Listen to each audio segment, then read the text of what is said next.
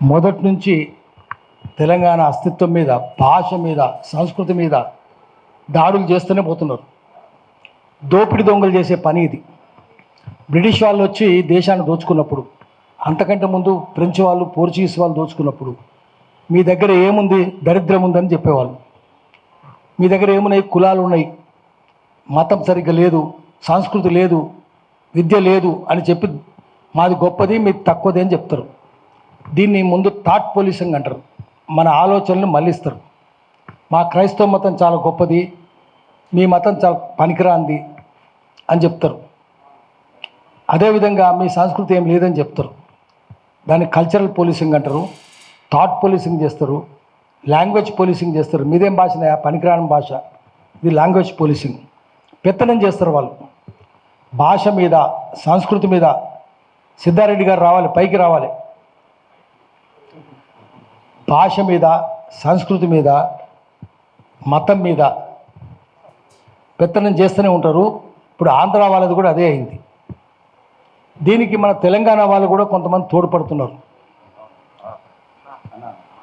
ఎందుకంటే మన వాళ్ళు చాలా కాలం బానిసత్వంలో మునిగారు. తెలంగాణ వాళ్ళు 56 నుంచి, అంతకంటే ముందు కాదు కానీ 56 నుంచి.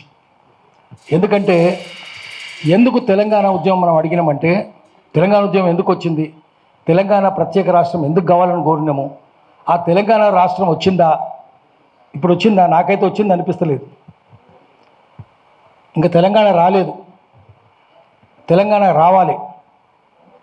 వచ్చిందనుకోవడం భ్రమ. ఎందుకంటే అది ఏ ప్రభుత్వం అన్నా ఉండనివ్వండి, ఏ పార్టీ అన్న అధికారంలో ఉండనివ్వండి, తెలంగాణ ప్రజలకు ఈ 14 ఏళ్ళలో ఒరిగిందేమి లేదు. ఇప్పుడు అంతకంటే అసలు లేదు. ఏం జరుగుతుంది, ఏం చేస్తారంటే, ఆంధ్ర తెలంగాణ కలిసి ఉన్నప్పుడు తెలంగాణ సఫర్డ్ ఇర్రెవర్సిబుల్ మైనారిటీ మనది. ఆంధ్రలో ఆ ఎమ్మెల్యేలు వాళ్ళు 3x200 మంది, ఆంధ్రోళ్ళు 200 మంది, 200, 3x200, 2 వంతులు అంటే 200. ఒక వంతు అంటే 100నే తెలంగాణ వాళ్ళు. 294 మంది అంటే 300 అనుకుందాం. వాళ్ళదే చివరికి డెమోక్రసీలు ఏమవుతుంది, in democracy only heads are counted, not brains. మెదస్సును లెక్క పెట్టరు, చేతులు లెక్క పెడతారు. వాళ్ళు 200. నారాయణ సాగర్ ఎక్కడ కడదాము, తెలంగాణ ముగిసినాక, సరిహద్దులు ముగిసినాక కడదాము. సరిహద్దులు మునిగే తెలంగాణలో ఉండాలి, పారేది ఆంధ్రలో ఉండాలి. మొత్తం వాళ్ళే మెజారిటీ. ఎవరైనా వస్తే తెలంగాణ వాళ్ళు ముఖ్యమంత్రులుగా వాడు చెప్పినట్టు వినాలి. పివి నరసింహారావు దేశంలో మైనారిటీ ప్రభుత్వాన్ని 5 ఏళ్ళు నడిపిండు, కానీ ఇక్కడ మెజారిటీ ప్రభుత్వాన్ని 6 నెలలు నడపలేకపోయిండు, దించి పారేసిండు. చెన్నారెడ్డి 2 సార్లు దించేసిండు, 2 సార్లు గెలిపించిన. అంజయ్య మహామానవతావాది, ఆయన దించి పారేసిండు. ఇక అంతా వాళ్ళే ఉంటారు. కాబట్టి మన ఎమ్మెల్యేలంతా వాళ్ళకి బానిసలై ఉంటారు. పదవి ఇచ్చేది వాడే, పైసలు ఇచ్చేది వాడే, ప్రాజెక్టులు ఇచ్చేది వాడే. కాబట్టి వాడిని చేతుల బానిసలై ఉన్నారు. ఇప్పుడు కూడా అదే మనస్తత్వం కొనసాగుతున్నది. తెలంగాణ వచ్చినాక కూడా మన ముఖ్యమంత్రి కూడా అట్లే ఉన్నాడు. ఏం తేడా ఉంది? నిన్నటిదాకా లాస్ట్ ఇయర్ రేవంత్ రెడ్డి ముందు కేసీఆర్ ఋషిలాగా కనిపించిండు. ఈ ఏడాది మహా ఋషిలాగా కనిపిస్తున్నాడు. ఆయన ఏం ఎదుగుతలేడు, కానీ ఈయన తగ్గిపోతున్నాడు. ఈయన దీన్ని ఎంకరేజ్ చేయదు కదా. ఎందుకు ఎంకరేజ్ చేస్తున్నాడు? తప్పుని తప్పనాలి కదా. పవన్ కళ్యాణ్ వచ్చి మన అందరూ హెచ్చరించిపోతాడా? ఏం చేస్తుంటాడు రేవంత్ రెడ్డి? ఎట్లా మాట్లాడతాడు? మీడియా ఏం మాట్లాడుతుంది? ఇక్కడ ప్రధాన స్రవంతి మీడియా అంతా వాళ్ళదే కదా, ఇప్పటికి వాళ్ళదే కదా. సినిమాలన్నీ వాళ్ళే కదా, వ్యాపారాలన్నీ వాళ్ళే కదా, కంపెనీలన్నీ వాళ్ళే కదా, ఇప్పటికి వాళ్ళే. మరి ఇష్టం వచ్చినట్టు చేస్తుంటారు, భాషను ఎక్కిరిస్తారు. వానికి బుద్ధి లేదు. వాడు ఉండే జంజాల పాపయ్య శాస్త్రి, ఆయన ఏమన్నాడు, తెలంగాణది తౌరక్యాంధ్ర అన్నాడు, అంటే టర్కిష్ తెలుగు అట. నీకు బుద్ధి ఉందా? తెలంగాణలో అసలు సిసలు తెలుగు ఉంది. తెలంగాణలో సామెతలు ఎవరు చెప్పిర్రు? మొన్న గరికపాటి చెప్తున్నాడు, చక్కటి భాష తెలంగాణది అని. త్రిపురేణి గోపీచంద్ కూడా చెప్పిండు, అద్భుతమైన భాష తెలంగాణలో ఉన్నది, చక్కటి సామెతలు ఉన్నాయి, చక్కటి నుడికారాలు ఉన్నాయి. ఈ నుడికారాలు పూర్వం మా దగ్గర కూడా ఉండేది, కానీ ఇంగ్లీష్ చదువులు వచ్చి, కాలువలు వచ్చి మొత్తం కొట్టుకుపోయినాయి. జొన్నలు తినే వాళ్ళ భాష అని చెప్పి ఈసరించుకున్నారు. అవి అట్లా పోయి నదుల్లో, కాలువల్లో పడిపోయి సముద్రంలో కలిసినాయి, బంగాళాఖాతంలో కలిసినాయి. కానీ హైదరాబాద్కి వస్తే, కర్నూలుకి వస్తే చక్కటి భాష కనిపిస్తుందని త్రిపురేణి గోపీచంద్ రాసుకున్నాడు. మరి వాళ్ళకి తెలుసా ఈ సంగతి? త్రిపురనేని సాలి గోపిచంద్ ఎవరో కూడా తెలియదు వాళ్ళకు. చక్కటి భాష, ఏ భాష చెప్పినా కూడా సామెతలు, నుడికారాలు అద్భుతం. నీ దగ్గర ఏమున్నాయి? నువ్వు ఇంగ్లీష్ అని గులాం అయినావు, ప్రతిదీ ఇంగ్లీషే కదా నీది. ఒకటి తర్వాత ప్రతిదీ ఉర్దే. వాడిని తెలియని విషయం ఏంటంటే అంత ఉర్దే వాని భాషలో. వానికి ఉర్దూ అనే సంగతి తెలియదు. వాడు మాట్లాడేది ఉర్దే. కుర్చీ ఉర్దూ తెలుగు, వాడు అనుకుంటుండు తెలుగు అనుకుంటుండు. కుర్సీ ఉర్దూ, కుర్సీ అది కుర్చీ అయింది. చెప్పలు ఉర్దూ. కలం, కలం అంటే బలపం ఒరిజినల్గా. పట్టి, పట్టి కాయ, కలం కాయ, నీ పలకేది నీ బలపం ఏదని. కలం ఉర్దూ, బలపం అని ఒరిజినల్గా, అది పెన్ అయింది చివరికి.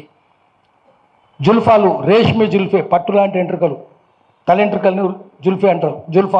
జుల్ఫాలండి ఉర్దూ. మద్దతు వాపసు తీసుకున్నారు, మద్దతు ఉర్దూ, వాపసు ఉర్దూ. తాజా ఖబర్ అండి, తాజా ఉర్దూ, ఖబర్ ఉర్దూ. నీది ఏ ఉర్దూ? అది మా ఇలాకా మనిషి అండి. తెలంగాణలో ఎవరు అంటారు మా ఇలాకా మనిషి? ఎవరు అనరు. మా తాలూకు మనిషి అండి. తాలూకు అంటే సంబంధం. ఉర్దూ. తాలూకా అంటే కూడా సంబంధించిందని. తాలూకా అనేది కూడా, జిల్లా అనేది కూడా ఉర్దే. సర్కార్ జిల్లాలో అసలు తెలుగు అండి అంటాడు. సర్కార్ ఉర్దూ, జిల్లా ఉర్దూ, అసలు ఉర్దూ. తెలుగు అనేది ఒకటే తెలుగు. అసలు ఉర్దూ, నకలు కూడా ఉర్దూ. దరఖాస్తు దాఖలు చేసినారు, దరఖాస్తు ఉర్దూ, దాఖలు ఉర్దూ. దరఖాస్తు తెలుగా? ఉర్దూ. దాఖలు ఉర్దూ, దాఖలు చేసి దఖలు పరచడం. ప్రతిదీ ఉర్దే. వాడికి తెలియదు. నేను ఎప్పుడు చెప్తుంటా, మీకు ఉర్దూ అని తెలియదు, మీకు తెలియదనే సంగతి కూడా మీకు తెలియదు. ఏం తెలుస్తుంది దానికి? బావిలో కప్పలు కదా వాళ్ళు. పత్రికల్లో కూడా తప్పుడు వస్తుంటాయి. తెలంగాణలో రథం వస్తుంటే రథం అంటారు, ఆంధ్ర వాళ్ళు ఏమంటారు? రథం. అది రథం అది. పొట్టల చుక్క గూటెన్బర్గ్ తయారు చేసినప్పుడు ఆ లెటర్స్ కంపోజ్ చేయడం, ఫౌండరీ పట్టిక తయారు చేద్దరు. గూటెన్బర్గ్ జర్మనీ అని కనిపెట్టాడు. దాంట్లో చుక్క రాదు, కడుపులో చుక్క రాదు. కంఠం ఉందనుకోండి, కడుపులో చుక్క రావాలి. మేము జర్నలిజం చేసినప్పుడు కంఠం అని రాస్తే వద్దు నాయన, గొంతుని రాయన ఆయన, ఎందుకంటే అది కమ్రమని ప్రింట్ అవుతుంది. జగన్నాథ అనాలి, పొట్టల చుక్క రాదు, జగన్నాథ అవుతుంది.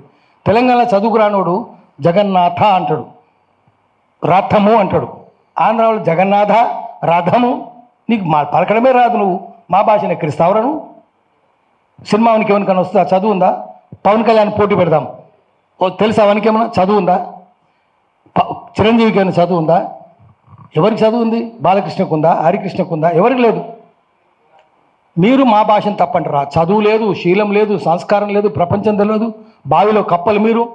ఆడు ఎంత బావిలో కప్ప అంటే ఆడు పోయిన చోటుకల్లా బావిని ఎంటర్ తీసుకుపోతాడు. అటువంటి వాళ్ళు తెలంగాణ భాషను ఎక్కడిస్తారా? ఈసడిస్తారా? అందుకని ఇప్పుడు మనం చూపించాలి. ఈ సినిమా ఇడుపు కాగితం ఇష్టం వచ్చినట్టు మాట్లాడుతుంది. విడివిడిగా ఉండవు, ఇడిచిపెట్టుడు. కాగితం మీద రాసుకొని ఇడిచిపెడతారు. తెలంగాణలో సామెత పెళ్లి పెటాకులు, వియ్యం విడాకులు. నువ్వు రాకక్క వస్తే పెళ్లి పెటాకులు అవుతుంది, వియ్యం విడాకులు అవుతుంది. ఎంత చక్కటి సామెత. విడాకులు అంటే విడివిడి కూర్చుంటారు. విడిపోయేటప్పుడు కలిసి పెళ్లి చేసేటప్పుడేమో పక్క పక్కన కూర్చొని తింటారు వధువు వరుడు. ఈ అమ్మాయిది వాడు తింటాడు, అమ్మాయిది వీడు, ఇద్దరు ఒకరితో ఒకరు తింటారు. ఎంగిలి కూడా.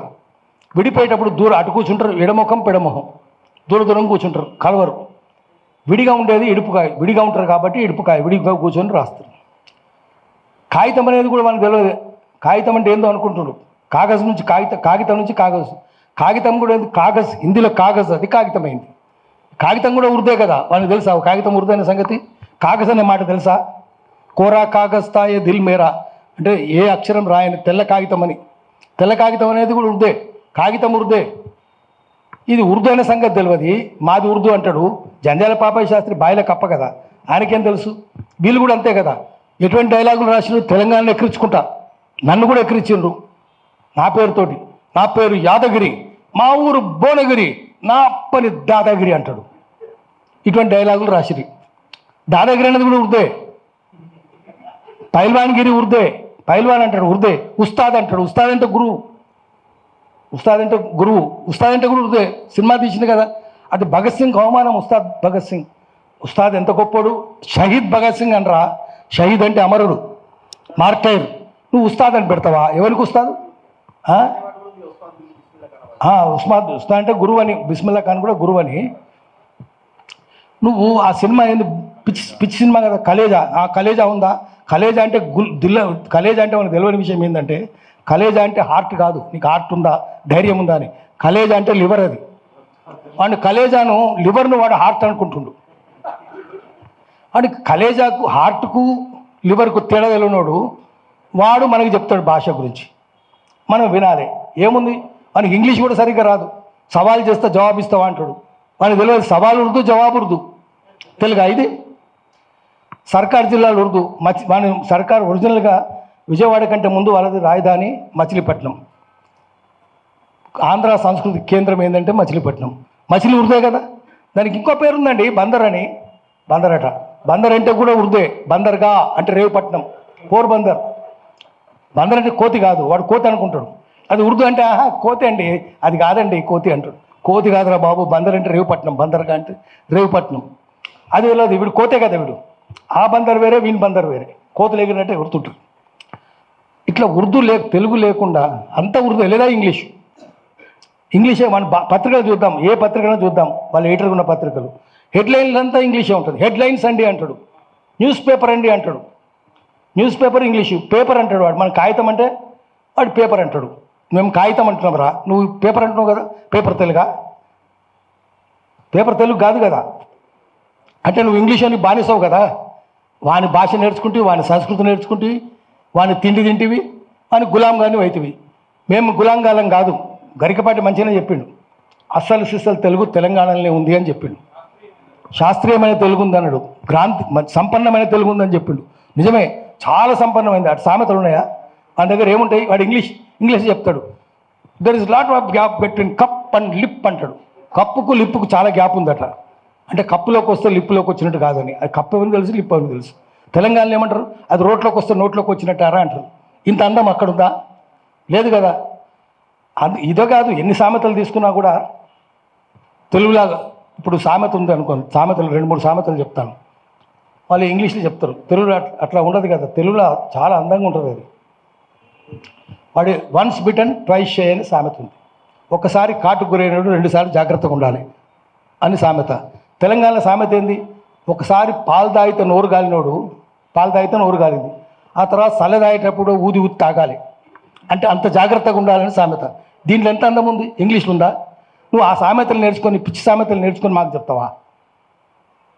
ఆంధ్రావుడెవడంట ఇంగ్లాండ్ చదువుకొని వచ్చిండు, ఐఏఎస్ అయ్యిండు, ఐసీఎస్ అయ్యిండు, రైలు ఎక్కిండు. ఇంగ్లీష్ మొత్తం మన మెదడంతా, మన ఆలోచనలన్నీ ఇంగ్లీష్లో కుదవబెట్టిండు వాడు. వానికేం తెలియదు, ఇండియన్ కల్చర్ కూడా మర్చిపోయిండు. ఇంగ్లాండ్కి పోయి రైలు ఎక్కిండట, తెలుగు మర్చిపోయిండు కదా. తెలుగు భాష పరీక్ష, నా తెలుగు భాష ఎట్లుందో పరీక్ష చేద్దాం అనుకున్నాడు. రైలు ఎక్కిండు. ఒక అమ్మాయి కూర్చొని ఉంది, తెలుగు అడిగిండు. అమ్మాయి నీ పేరు? ఇంగ్లీష్ లాగా మాట్లాడుతున్నాడు, ఆంగ్లీష్ తెలుగు. పలానా. పెళ్ళి అయిందా? కాలేదు. ఎంతమంది పిల్లలు? తన్నీరు వాణి. పెళ్ళి అయిందంటే పెళ్ళి కాలేదంటే పిల్లలు అడుగుతున్నారా? అట్లా కాదు, ముందు పిల్లలు అడుగు, తర్వాత పెళ్ళి అడగాలి, మంచిది. ఇంకోసారి ఇంకో రైలు ఎక్కిండు, మళ్ళీ ఇంకో అమ్మాయి అడిగిండు. అమ్మాయి పేరు చెప్పింది. ఎంతమంది పిల్లలు? ముందు పిల్లలు అడిగిండు. 3. పెళ్ళి అయిందా? మళ్ళీ. ఇప్పుడు నీకు కల్చర్ తెలియదు, భాష తెలియదు. ఎక్కువ చదువుకుంటే ఎక్కువ మూర్ఖుడు అవుతాడు కదా. More you study more you become foolish. ఎక్కువ చదువుకొని పోయిండు. ఏముంది ఇప్పుడు? తెలంగాణ ఆంధ్రాకి చెప్దాం.